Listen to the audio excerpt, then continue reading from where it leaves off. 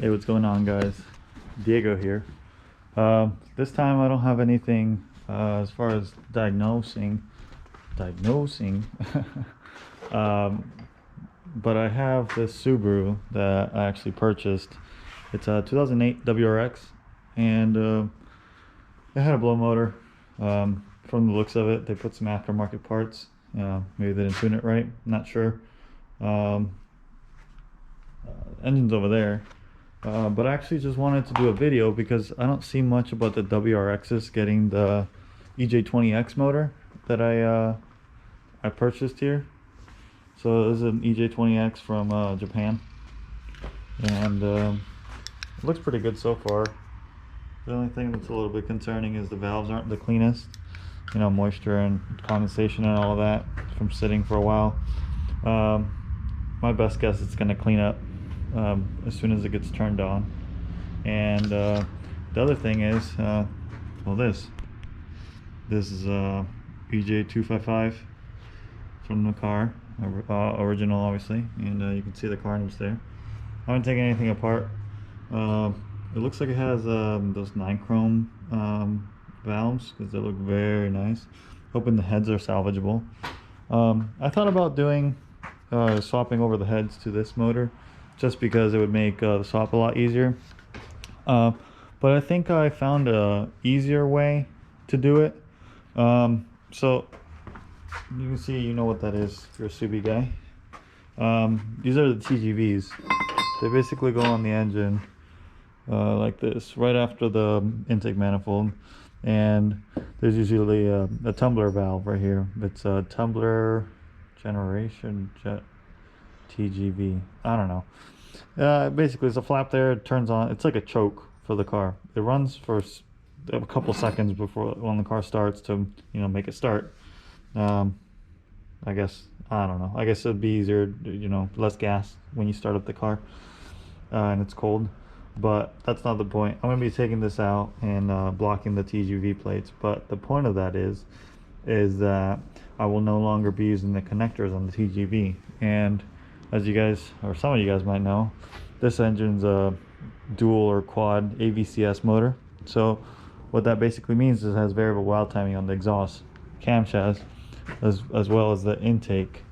You can see here the ej255 only has it on the intake.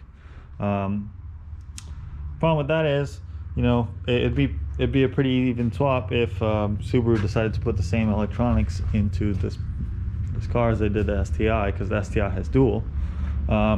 So if you want to run this motor with this car, you can do standalone, you can do STI motor or STI ECU if you're crazy enough to tackle the CAN bus, which I might be crazy enough. I just want to get the car running first, because honestly I just want something nice for once. I'm tired of driving the van. And this is a Japanese ECU. Basically looks the same. I'm hoping I got the right one. There's not much information about the part numbers out there, but it's plastic, as mine should be, because it has an immobilizer and it's 2008, so CAN bus. Where was I going with that? Point of that, standalone ECU or STI ECU if you're crazy, and Japanese ECU. What I see people doing with the earlier ones is you get a wiring kit added on, and it basically goes from right here to the inside. I'm not really sure how different the ECU wiring is for the what's it called? Not sure how different the ECU wiring is for the Japanese ECU. I know this and the STI ECU are basically identical. The only difference is the dual AVCS wires are obviously extra on there.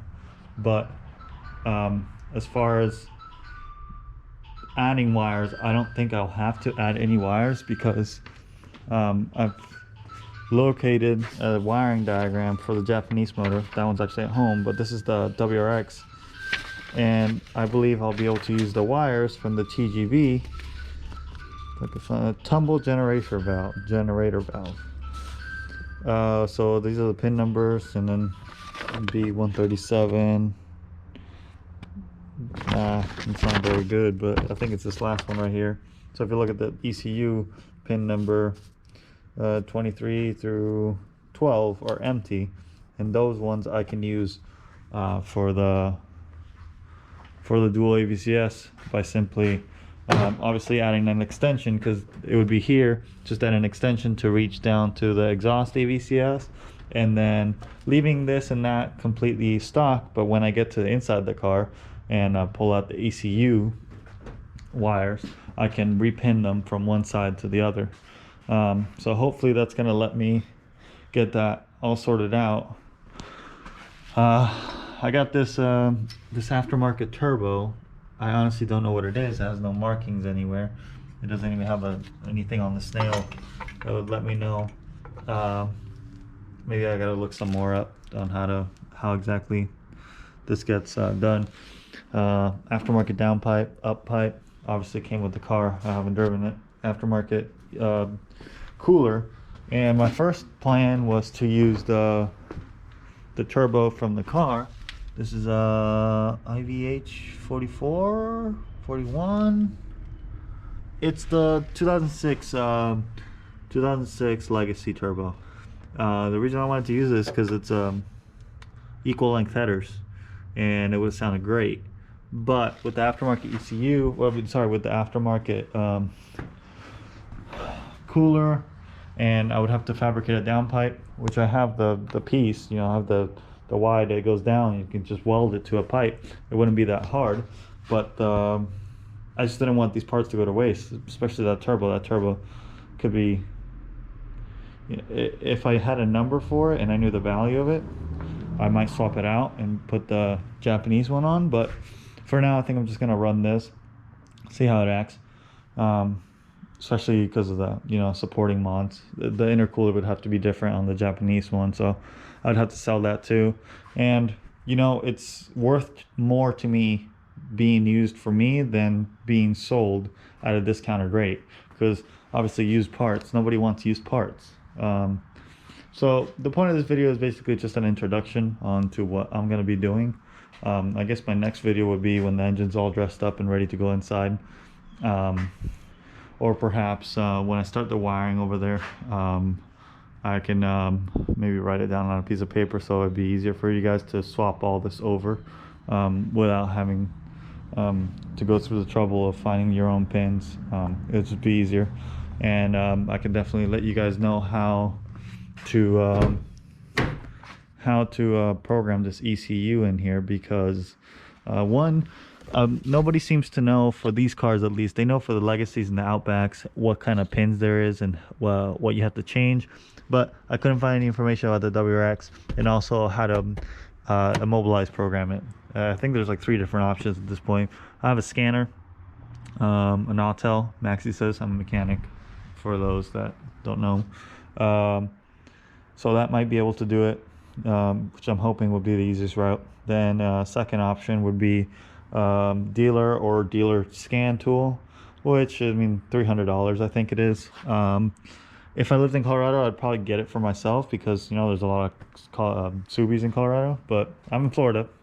This is the second one that's been in the shop, and neither of them have been customers. So Subaru customers are non-existent down here. I mean, I've seen grandmas drive them, but that's it. I don't see anybody rumbling around. And I guess third option would be to open it up and take out the chip, which I can do. I do a little bit of work with Mercedes ECUs to get the EEPROM out and get them working, but that's no fun, and it's not easily replicable. So, you know, it's wishy-washy on if it's gonna work or not. But anyways, like I said, just an introduction. I guess, I don't know if I'll break it up or maybe I'll make a part 2. I'm thinking I'm gonna leave it. This is a long video, so I'll talk to you guys when it's all done. Well, I guess I'll talk to you guys in the next part. That's basically what I'm saying. Hey guys, so I guess it's time for an update. Can't remember where I left you off, guys, at the last. What am I saying? I can't even speak. It's cold. Shouldn't be cold in Florida. Anyways, so I have here the old harness that I have labeled with the Tgv wires. So don't laugh at me, but here's my TGV deletes. It's pretty trash, I know, but listen me out here. You know, with what it was, you know, these ridges, and my Dremel is not very good. It's not very balanced, so it bounces a lot on the metal. That's not the point, you know. The point is that's hollow, you know, and there's not going to be a sensor right here that tells where the flap is. Now that sensor is not there, we really need to utilize those wires, because otherwise we'd have to run new wires, and I don't want to do that. Speaking of which, Japanese ECU is one of these. I can't remember which one, because I put them together. I didn't realize they were going to be so identical, but if I had to guess, I would say this is a Japanese one. That's not the point.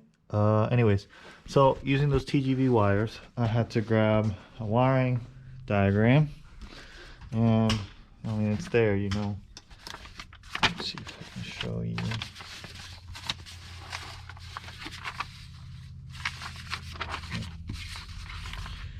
So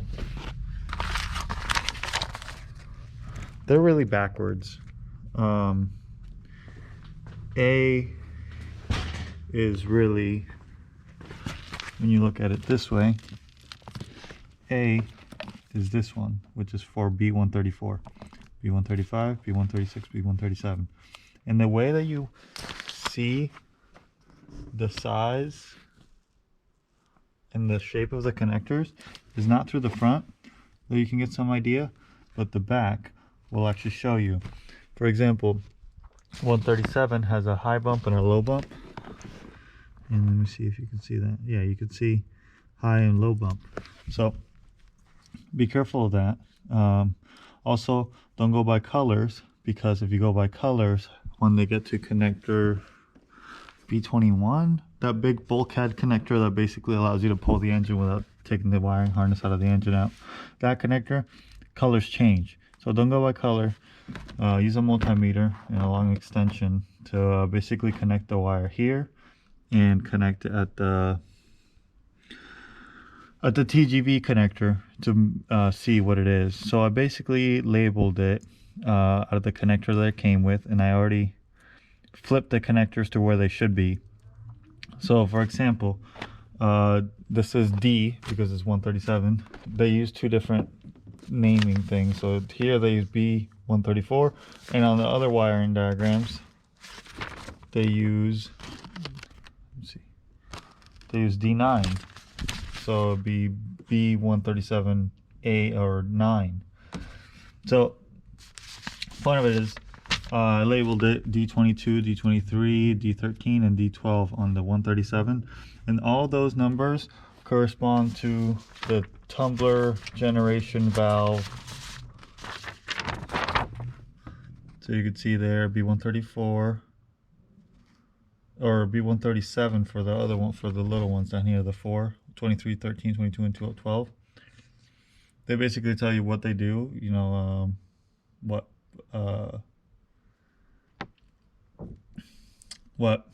it should have in voltage.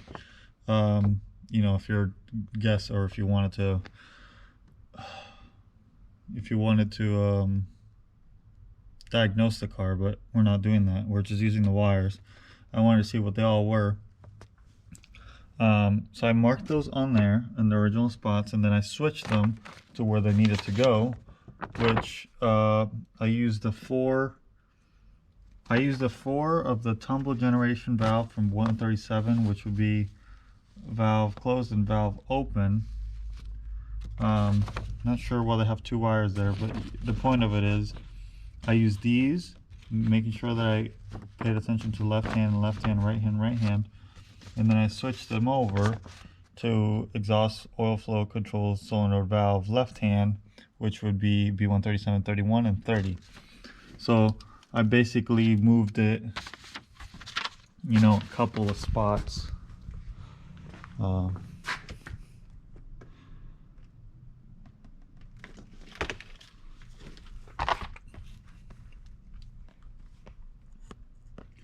So let's see. So here, this is 137, 23, 22, 29, 28. Basically 23 went to 25, 22 went to 24, 29 to 30 or 31, and 28 to 30. Because obviously it's a WRX and these pins are empty because it doesn't have an exhaust oil control valve. So we're using the Tgv valve wires, so we don't have to run new wires. So here's what I have. So here's D23 and 22. They went to the oil control valve, positive and negative. Which I still need to double check which one's positive and which was negative. So we need to, let's make a note. Check positive, negative. Okay, so we got that. And then for the A, the B134,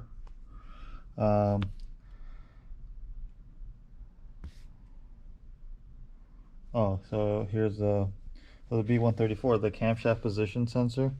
So the camshaft position sensor, this is the Japanese manual. I can't read Japanese, I translated it.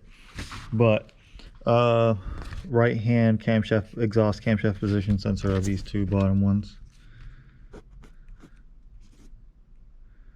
Exhaust cam. And then this A12 and this A22 or A12 and A31. So A12 would be right hand side, which you're always right hand side would be your passenger side, because you see the right hand or the left hand when you're facing forward in the steering wheel, not when you're looking at the engine bay. So right hand side would be A12, and A12 is, where am I? A12 we're gonna use as the signal wire. No, what?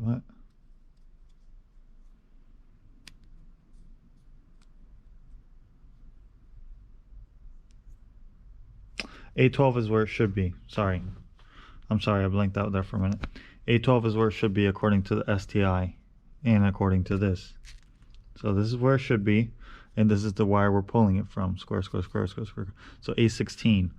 The A16 before was part of the tumbler generation valve. And then A26 to A31. Handy dandy.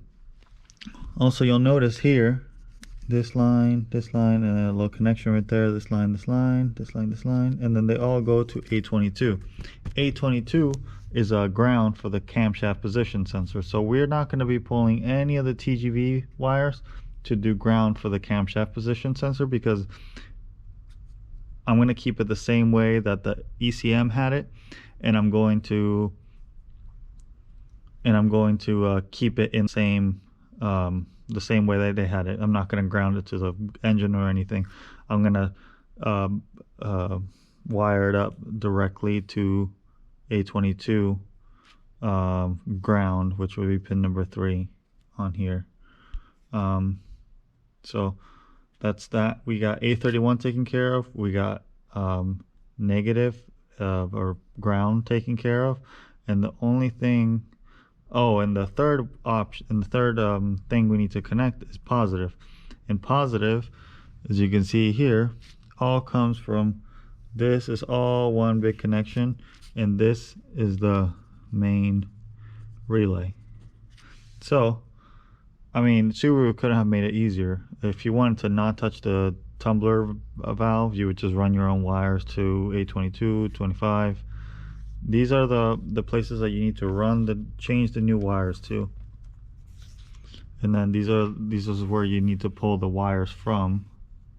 And then I guess the last thing would be obviously check positive or negative, because we don't know, and you don't want the oil valve to work in reverse, because it's going to do the opposite of what it should be. And we're going to be pulling the wires from the Japanese harness for the oil valve and that. We're not going to be using this Japanese harness because it's too different. And I mean, honestly, I don't know. I think they might have done the same thing. An original, the first time I tried to see if I could use this harness, is it had this connector, which I don't know where it goes to, because mine does not have that connector. And then also the wires in here were different, so I don't want to take the risk of having to flip everything, because as far as I can tell, STI and WRX harnesses or ECUs are basically the same, except for exhaust cam and oil control valve solenoid location, and that's empty pins on a WRX. So they really made it easier. And then obviously I didn't check all wires for the Japanese model. I think I'll do that once the car started and I have any codes, which I don't think I will, because everything that I've checked, the pins, the wiring diagram is a little different. It doesn't this is all Japanese, so I can't show you an English one, but the point is that sometimes it's like, oh, this part will be on the next page, but as far as where they connected to, they all connect to the same place as far as I can tell. So what I'm going to be doing is pulling the harness connectors from here and splicing it into the TGV wires. So this is one side, and then as you can see on the exhaust side, I have ej20X, D22, and D23.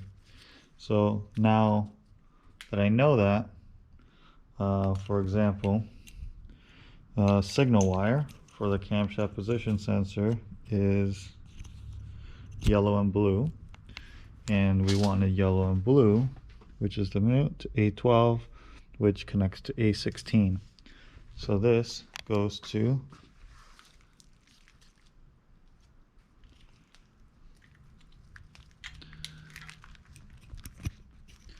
this yellow and red wire.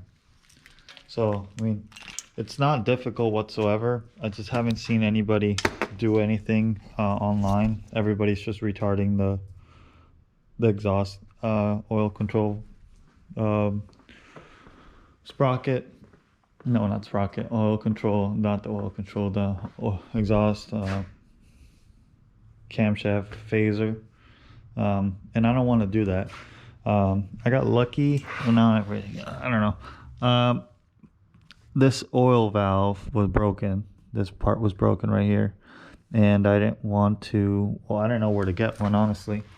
But the bracket looks a little bit different from the other one. But I just grabbed this one from the intake side of the broken engine and put it on there. We'll see if it works. We'll see if it doesn't. Camshaft position sensors are identical. This is if you use you have to use the same year engine, because there's a version 2. Basically, if you have a air pump, use air pump model. If you don't have an air pump, don't use air pump model, because they changed either the camshaft or the crankshaft position from 3 wires to 2 wires, or the reverse. And if you have that, then it's gonna be really hard to make it all work together. So I'm gonna connect everything up. So I'm gonna fix my wiring harness, essentially what I'm saying.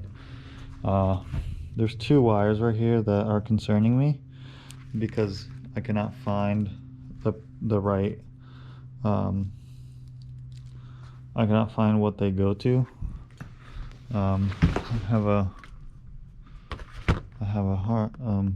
diagram here of the Tgvs.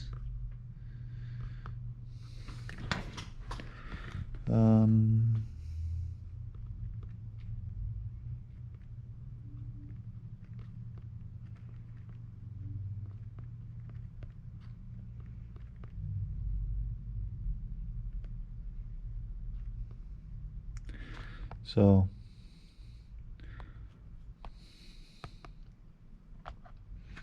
I have this here, and here's a tumble generation valve, and the topmost thing is a connection, and it goes to A29, and it tells me where it goes, but it doesn't tell me what it is. And we're not using A29 as far as I can remember. A26, A23, A22. Let's see where A29 is. A29 would be here. So we're not using that. So it's going to be one of these.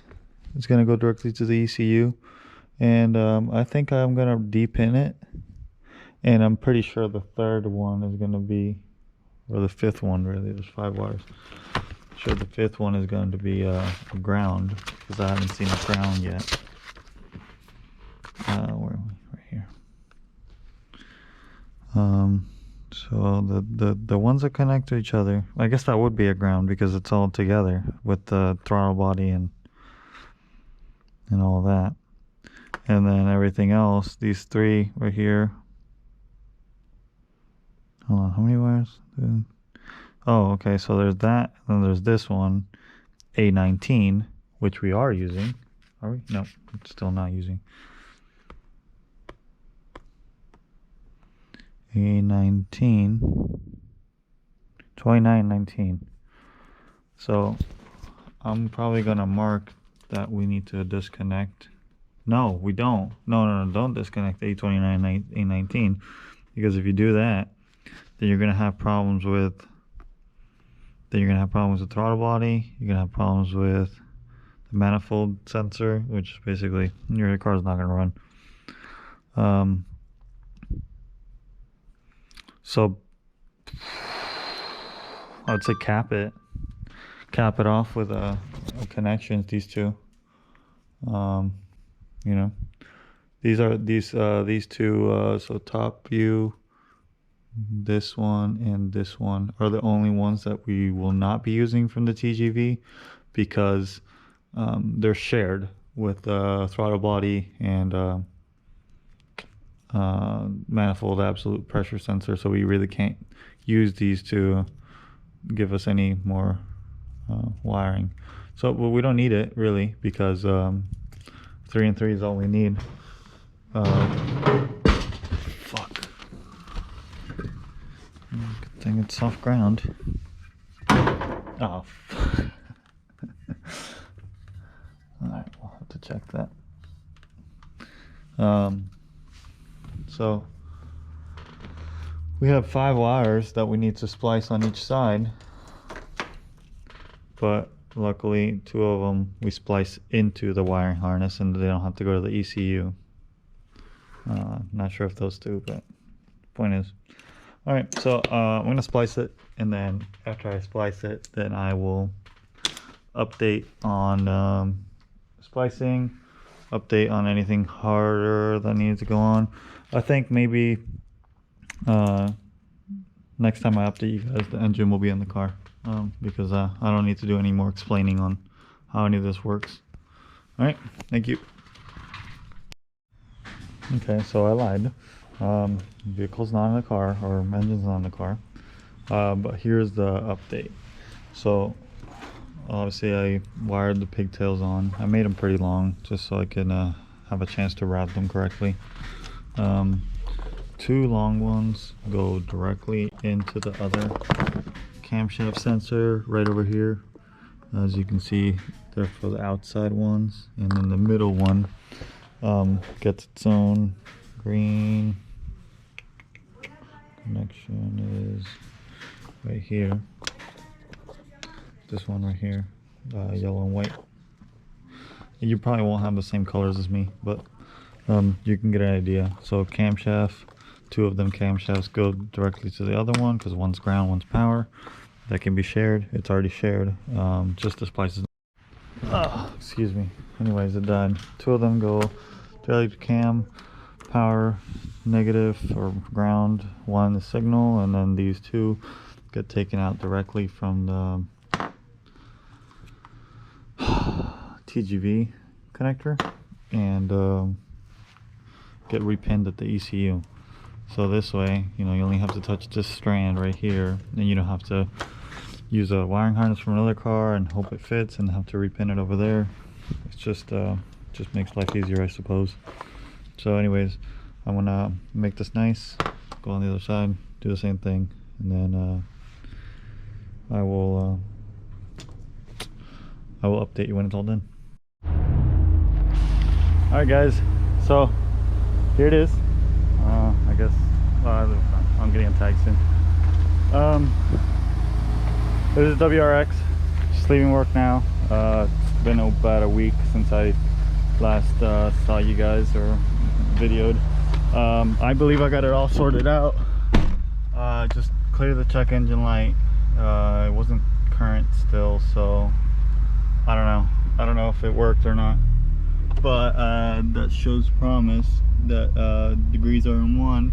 But as you can see there, exhaust, VVT advance, intake. I think I did it. I think I did it. Oh man. No hate to iWire, I'm sure those guys know a lot, but they basically told me that this wasn't possible, this wasn't a possibility. They said I would have to swap out the whole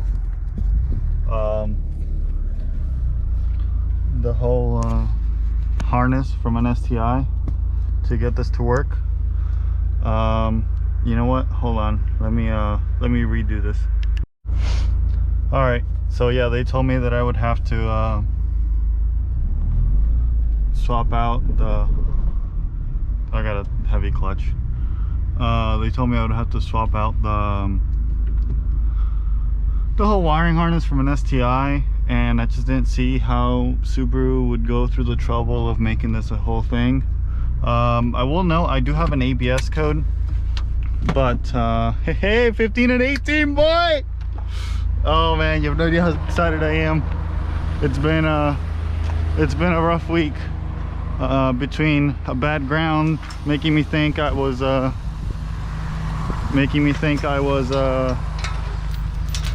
I had a BYU fried or something like that, and finding why this wouldn't work. I found out I had the sensors mixed up, left and right cam sensors, and exhaust AVCS was staying at 0. So let's see how much boost we build. I'm not gonna go too crazy, but it was really sluggish. And there's the whole thing about doing the swap was that I wasn't gonna put a motor in and not use all its features. It seemed like a dumb thing to do. So here we are. I got 2 extra ECUs down there.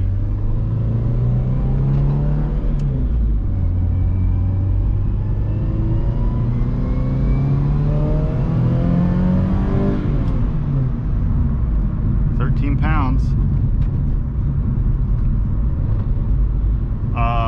And basically I'm getting, I got rid of it on my Sienna, the light, but I haven't figured out how to do it yet. I've been so busy with this. So anyways, I'm gonna be I'll update you guys when I have a full tune, but I guess I'll upload this now so people can know that it is possible to do it. You gotta swap the EEPROM of the ECM, and you gotta run the cables just like any other swap from ABCS. I don't know why they said you couldn't do it. Oh, I do have an ABS light. I think I said that, but it doesn't show a code, and I can turn on and off traction control, so I'm thinking it works. Worst case, I'll have to swap out the unit itself, the electronic part, but I'm fairly certain that everything's the same. But yeah.